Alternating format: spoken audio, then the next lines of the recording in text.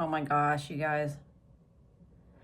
So I just got done recording the dream board video and look at what is in my... Hey guys, welcome back to my channel. Today we are talking about vision boards. What the heck is a vision board? I know that this question still gets asked. If you're clicking on this video, you might likely already know what it is, but maybe you don't. You may have heard it be called a dream board, a vision board. Something lately that I heard was a becoming board, and I really liked that, and I'll explain in a few minutes why I like that idea. Or that I was in a Facebook group like last week, and somebody said that they were having a vision board party, and they were asking if anybody was interested, and there was a ton of interest in it, but one person was like, what is a vision board? So I know that that question is still out there, and so that's what I hope to answer in this video today, and give some tips on creating a vision board to help you manifest the life of your dreams, because that is literally what my channel is all about. My channel is all about helping you build the life that you love, and so I think that this is a great topic that I'm excited to talk about. So let's dive in. A dream board is a set of images, a collection of images that you find that resonate with you to help you build your dream life. So essentially you're going to think about, some people are natural dreamers and they're able to like dream all kinds of things. That's me. I'm definitely a dreamer. I can think about all the things. And I know that some people are more thinkers where they have a hard time dreaming because they need to know how it's going to work, et cetera, before they can even consider dreaming. And so I started off learning about a dream board with, well, I kind of knew what they were, but this book actually really helped explain a lot about creating one that actually will work for you. So she calls them future boards, and it just says learn how to create a vision board to get exactly the life that you want. So this book was created by Sarah Centrella, and she breaks her dream boards down into 6 categories essentially. So like there's 6 different areas of your life that you're going to dream about and think about, and what do you want to accomplish? Who are the people that you want to meet? How do you want to feel in your life? And so we'll go over what those 6 categories are. There's also questions that you want to ask yourself prior to actually creating the dream board. I'm going to give you some of those questions today, but I also am going to drop a link in the description below where you can download a PDF that I put together that has like 24 different questions on it. So it'll really help. They're basically journal prompts to help you get started with thinking about where you are now in your life and where you want to be. My first dream board I created back in, I want to say it was like 2021 maybe. No, it might have been before that. Maybe like 2019, I don't remember. All I know is that I created a dream board, and probably like at least a quarter of the things I remember when I was taking the dream board down because of one of our moves, I had accomplished like quite a few of the things on the board. And so that made me feel really good. And so it's a really great way for tracking whether you are accomplishing your dreams, making things happen. I remember some of the things on that dream board was I wanted to take my family back to Harry Potter World. And so I remember an image of somebody holding up like butterbeer in a mug, and I accomplished that.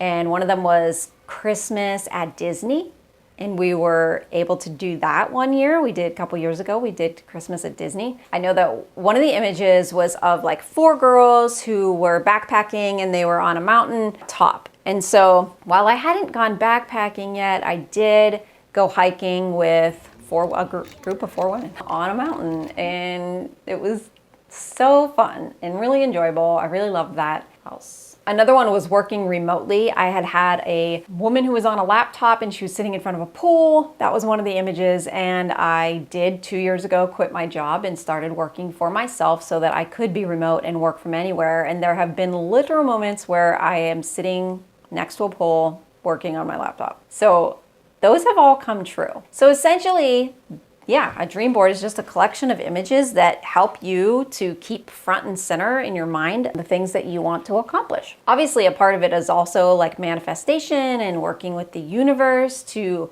have these opportunities come to you. So if you don't know much about manifestation, essentially it is basically creating your dreams by having the emotions that make you feel good about thinking about these things happening, And then it sends basically like a notification to the universe to say, hey, this person wants this to come to them, and they're doing things to make it happen. Let's put this opportunity in front of them. And so that's the way I think of it, as it's the universe is handing you the opportunities. You just have to let the universe know what it is you want. And so in order to do that, you have to be introspective with yourself first and think about what your dream life does look like. Then you have to do a little bit of work and journal and figure it out, make a list of things that you want to have happen. Then you find the images, put the board together, wham, make your dreams come true. Okay, it's not quite that simple, but I mean, essentially, it's kind of that simple. So one of the questions that you want to start with is, where am I right now? So how is my life right now? How is my career? How is my relationships? How are my relationships? How's my relationship with my kids or with my spouse or my partner?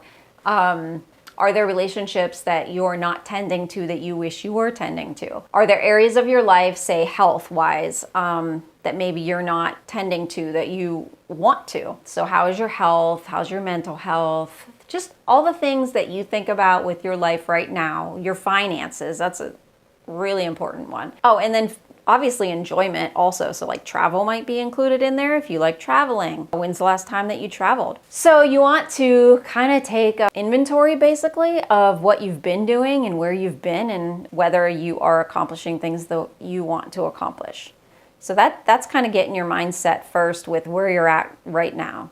Then there are questions that you want to think about, moving forward. One of the journal prompts that she mentions in the futureboards book is, what if ... If you're a thinker, just pretend you're a dreamer. If you are naturally a dreamer, this will be easy for you.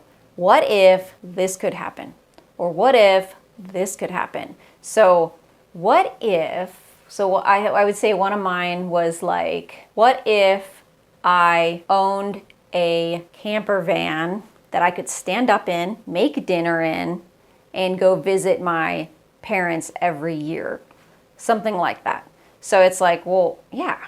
What if I did have the thing that I dream of having in order to do the things that I dream of doing? So essentially that's what you're answering. Number 3 is, how is your money mindset? And so I know this can be a touchy topic for a lot of people and be very triggering. I've definitely gone through a lot with finances, in the sense that I grew up, not poor, but kind of. There was a point where we were like on food stamps, and I know that money wasn't, easily, readily available all the time. My mom worked a lot. Both my parents worked really hard, but money wasn't a thing that we had a lot of. There was also 4 of us kids, so it was a lot of mouths to feed. My parents grew up poor. So I would say that their money mindsets were very much among the, we don't have enough mindset. And so then you tend to push that down to your kids. It's like you're always learning, well, there's just not enough. There's just not enough. And so you have that negative mindset of, I never have enough. And when you do have that mindset, you can tend to make decisions and do things that might not be helpful. So in finances, you might not take risks that could actually potentially push you forward a lot, but you might not take it because you're not comfortable. You're scared, basically. With finances, I'm really good at spending money, not as good at saving money. And I know there are people out there that are like me. I know that there are people out there that are really great at saving. I wish that I was better at it. And I've been trying to work through myself, like, why is that? Why do I have this thing where I have learned to get out of debt and stay out of debt for the most part? It like fluctuates, but for the most part, I don't have like, $50,000 in credit card debt or anything like that. But I'm always hovering towards zero. It's like I'm at this like baseline of like, just have enough, but you don't want to have too much. And I'm not sure what that is. I do know that I remember as I was growing up watching shows where rich people were always the bad people, right? They were always like the evil ones who were out to like hurt everybody. And you grow up with sayings or hearing things about money where it's like, money doesn't grow on trees, and it's hard to get. You got to work hard to have all your money. And so there's just all this stuff that's like around money. So basically, you kind of want to do an inventory of what is your money mindset and think about that. Give a little bit of time to thinking like, yeah, do I have a good attitude when it comes to money, or do I think money is bad? Because if there's parts of you that thinks money is bad, well, you're not going to attract money. So if you put like $1 million on your board, it doesn't matter how much money you want to have. If you have this deep down inside, you have a negative mindset about money and you don't think that you're either deserving of it or you don't think it'll actually ever happen, you really want to get to the bottom of that and figure out, how do I think about money and how do I feel about it? Another thing that you can think about is there negative patterns in your life that you know of or that you've noticed? So in a relationship, maybe, are there negative things, negative patterns that you guys tend to just kind of do the same thing all the time? We're constantly doing this, like we just have the same conversation over and over and over. You want to take note of that and think about that and like maybe how you could change that if you want to. Other negative patterns might be, you lose weight and then you go off the diet and you go back to gaining weight and then you lose and then you gain. And so if you really think about that and you start journaling about it, try to figure out like, why is that? Why am I doing that? Am I self-sabotaging, in this area of my life? And if so, why do I think that is? Why is that happening? So think about those things and journal about those. Do you have a martyr mindset? And so basically that's just kind of like, do you think that taking care of everybody else makes you a better person? Or like, you're like, well, I have to do for everyone else and that's what makes me amazing. But then you're not doing for yourself, meaning that you're not taking care of yourself or you're not fulfilling the needs that you have. And so if you're doing that, that's not going to be helpful to you in the end. You're not going to be happy. You're going to feel taken for granted, taken advantage of. You could lose yourself in that. And I've definitely been there. It's not a great place to be. It's not a healthy place to be. And I know that it's hard to say, well, I'm going to put myself first, or I'm going to think about myself, and these are my dreams, and this is what I want to come true. And that almost feels selfish. I think especially for women, we have a harder time with that. It is really important. It's just the same thing as being on an airplane, and when they tell you got to put your own oxygen mask on first before you can put your kids' on, it's so true even in life. You have to fulfill your own needs and wants in order for you to be able to continue taking care of other people. You have to take care of yourself. And so this is literally like a self-care activity. The next one is a fun one. So once you've kind of gotten through all the like pulling out all that junky kind of stuff inside your subconscious and stuff, at least I find it to be, can be emotionally taxing. And so you do want to, this can take you days. I mean, this could take you like a week to go through, 2 weeks maybe, to go through and journal all of these things, but it's really good homework to do. But one of the next ones that's fun is 20 big dreams that you have for your life. And they don't have to be like outrageously huge and ridiculous. You don't have to say like, I want to go to Mars. You don't want to think so big that you can't connect with it. You want to think like dreams that are realistic, but also you can work towards in the next like 5 years, I would say. So in my opinion, I think that your dream board should represent the things that you want to do and can do in the next 1 to 5 years. A dream board often has images of the end result. And so if you want to have like a super fit body, then you'd have a picture of a woman that's sort of similarly looks like you, but with a super fit body, right? That's the image that you would put on your dream board if that's what you're working toward. A becoming board, what I really like the idea of this is that it's more of a picture of a regularly weighted person who's on a treadmill and they're working toward becoming that athletic fit, right? So it's like all the things that you have to do to become what it is that you want to become. I really love that concept. And so I did add some of those types of images to my dream board, or at least I kept that in mind as I was like looking for images. It's like, oh yeah, I want to find images that is me doing the things in order to achieve the things I want to achieve. So anyway, make your 20 dreams and write those down on a list. Craig and I did this years ago, and he found his list like maybe a couple years later. We came across it, and we had accomplished like half the things on that list, at least. It was so cool, because we honestly just had made the list and kind of forgot about it. Didn't even really know where it was. And then we came across it, and we're like, oh my gosh, we did that, we did that, we did that, we did that. So there's just something to writing things down first off. So if that's all the further you get, I mean, that's so much better than doing nothing. If you only get to the part where you write down the 20 things that you want to accomplish, I'm telling you, it can literally change your life. It's really crazy cool. Some of the things that you might want to think about is like, what inspires or motivates me to take action?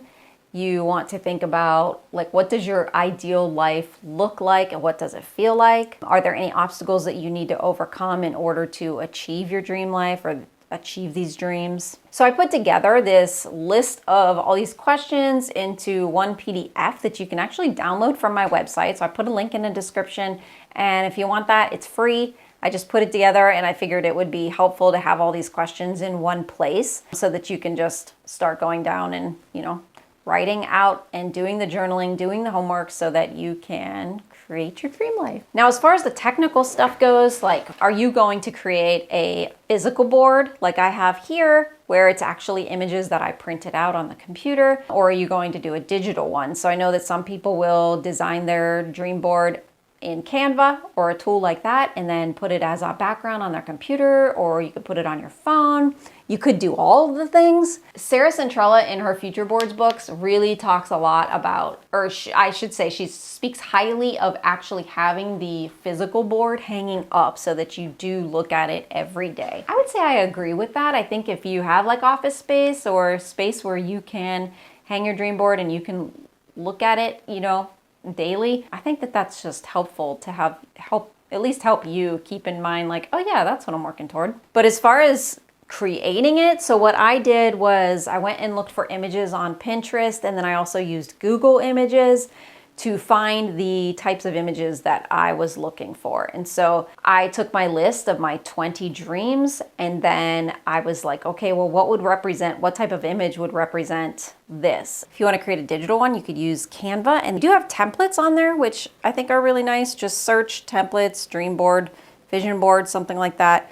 And then you can pop images right into there. I've seen some people will order like posters of their dream boards, or they might order a canvas of their dream board and then hang it on their wall. So that's one way. Another way that you could do it, instead of like physically cutting out the images or printing them, I just printed them on my home printer. So I grabbed all the images and then I put them onto like a Word document sort of thing. I used Google Docs, but I laid them out on a Google Doc and then just printed them out on my printer. But another way you could do it is just have them printed at like, you know, CVS or Walmart or something like that is another option. So like I said, some of the tips for finding good images is use the word aesthetics after the term that you're searching for. So if you're searching for like happy midlife couple aesthetics, something like that, or van life aesthetics, and then just see what pops up and make sure that they resonate with you and that they bring up emotion in you, good emotion and good feelings, and like excite you, because you really want to have that higher energy when it comes to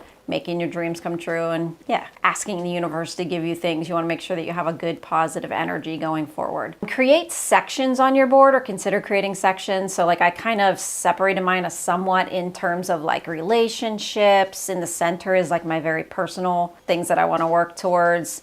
I have career up in this corner. And then another one is travel. And honestly, a lot of it's travel, but I have one of like a woman and her mother, and then a man fishing, because I want to be able to take my dad fishing. Milo's whining and wanting his bone. There you go, buddy. So yeah, have fun with it. Make sure that you, like I said, light a candle, make your room inviting and warm and comfortable, and make it an enjoyable time and an enjoyable activity. If you have any questions, be sure to leave them below.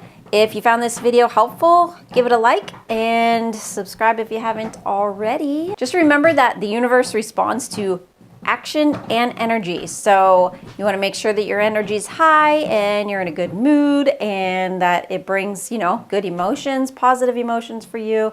And then you have to take the action to make things happen. So remember that it is a becoming board, and you want to become the person that you want to become. And so you're going to need to do the work to make that happen. There's no way around that, in my opinion. So until next time, I will see you guys later. See ya. Oh my gosh, you guys. So I just got done recording the dream board video, and look at what is in my tooth. Look at it. It's chili. I had chili for lunch. I apparently was saving some for later. I'm so annoyed. Most of the video is like good, so I'm like considering just editing it the way it is and then going with it, because I've been wanting to record this video for a week. And I don't know if it's this week or what, but like 2 days ago, I'm at the gym, I'm running on a treadmill, and I'm like walking. I kept feeling like I took my sweatshirt off and like my tank top kept feeling so weird. I was like, I hate this tank top. Like, I'm gonna like throw this thing away. And I'm like, I'm trying to figure out why it's so uncomfortable. And I look and I'm like, it's freaking backwards. So like, I literally had it on backwards. I was like, oh. So pause it, run in the bathroom and switch my tank top around.